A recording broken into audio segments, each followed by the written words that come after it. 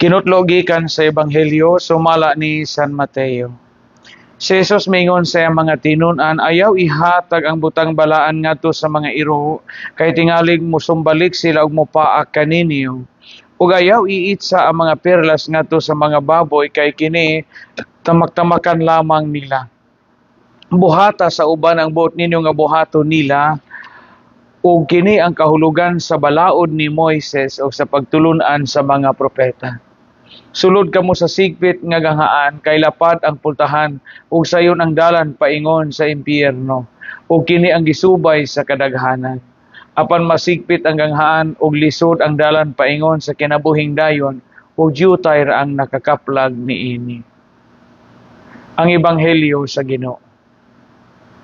Mga igsoon, sa kamalinipayon og mabungahong adlaw kaninyong tanan, adlaw karon nga Martes, ika-5 nga adlaw sa bulan sa Hunyo nining tuig 2024. Sulod kamo sa sigpit nga ganghaan, kay lapad ang pultahan paingon sa impyerno, apan sigpit ang pultahan paingon sa langit or paingon sa kinabuhing dayon. Duha ka klase nga dan, mga igsoon. Sigpit, buti pasabot piot, guot, hagipot, paingon sa langit. Lapad, buwang, dako, sa pamaylain. Hamugaway, ang agianan paingon sa impyerno. Nga naman Nga naman kaha nga sigpit man, narrow door, narrow gate, ang ganghaan paingon sa langit. Nga naman, tungod kay kung gatinguha kita nga malangit, musunod man kita sa dalan ni Kristo. Kung buot ka nga mahimong akong tinun-an, pasana imong cross, sunod ka nako pagantos. Mao kini ang daan paingon sa langit, mga igsoon. Ang daan paingon sa langit dili usa ka pagpakasayon. Sa samang paagi sa atong kinabuhi, kung gusto kita nga makaambit sa kinabuhing dayon sa langit nga diin, kita gana sa Ginoo alang sa mga tawo nga angayan o sa mga tawo nga mahadlokon og matinumanon sa iyang santos nga kabubuton, musubay kita sa sigpit nga agianan.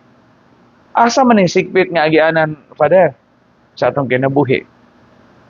Kung ikaw usa ka kaginikanan, daghan kag mga anak, magsakripisyo ka, maghago ka, isakripisyo nimo imong comfort, imong convenience, isakripisyo nimo imong mga luxuries aron lang ka makapaeskwela, makapakaon, makapasinina sa imong anak, hingsulod ka sa sigpit nga pultahan. Kung sa imong pagpanarbaho kay bawo ka nga daghan unta kag incentives, daghan kag benepisyo, apan gituyo nimo nga ang imong sweldo makapabulahan sa uban, makatabang sa imong working students, makagasto ka sa mga indigents, makahatag kag mga gamayng allowances o gingon man mga hinabang sa mga taong galisod, hingsulod ka sa sigpit nga pultahan. Kung ikaw gatiguang o gaatiman o tiguang nga masakiton, giango-ango, nakaihi-ihi, di na makadimahaw ang lihok, o na ikaw mo'y nagatiman adlaw o gabi, kuwang imong tug, kay mo matag tungang gabi, mo matag ka adlawon, imong giatiman, hingsulod ka sa sigpit nga pultahan. Kung ikaw naning kamot nga makatuman sa imong obligasyon pagsimba, pagbalaan sa mga adlang Domingo, piyestang iglilihi, unya naning kamot kang makalikay sa kinabuhing hiwi ug sa buling sa mga sala nining kinabuhia, hingsud ka sa sigpit nga agianan padung sa langit. Apan kon ang tao kanunay nagpatuyang sa iyang kaugalingon pinagi sa bisyo, nagpatuyang sa iyang kaugalingon pinagi sa kahilayan, ang tao kung nagpatuyang sa iyang kaugalingong mga kailibgon, unya naglulong siya sa mga kalipay nga mini nining kalibutana, tinuod na tagbaw siya sa kalibutan, apan ang maong agianan dili mao ang agianan sa langit, kay buwang og lapad ang agianan paingon sa impyerno, mao kini gisubay sa kadaghanan. So sa laktod nga pagkasulti, kung gusto kitang malangit, moagwanta kita sa mga sigpit nga mga kahigayunan o guot nga kahigayunan sa kinabuhi. Kay ang kinabuhi nga hisobrahan, kahayahay, kahamugaway, unya pagpatuyang sa kagalyong gusto o kabubuton, mao kini ang klase sa kinabuhi nga di maghatod nato sa kinabuhing dayon. Asa man sa duha ka daan ang angay natong subayon. Daan ba nga sigpit o daan nga lapad?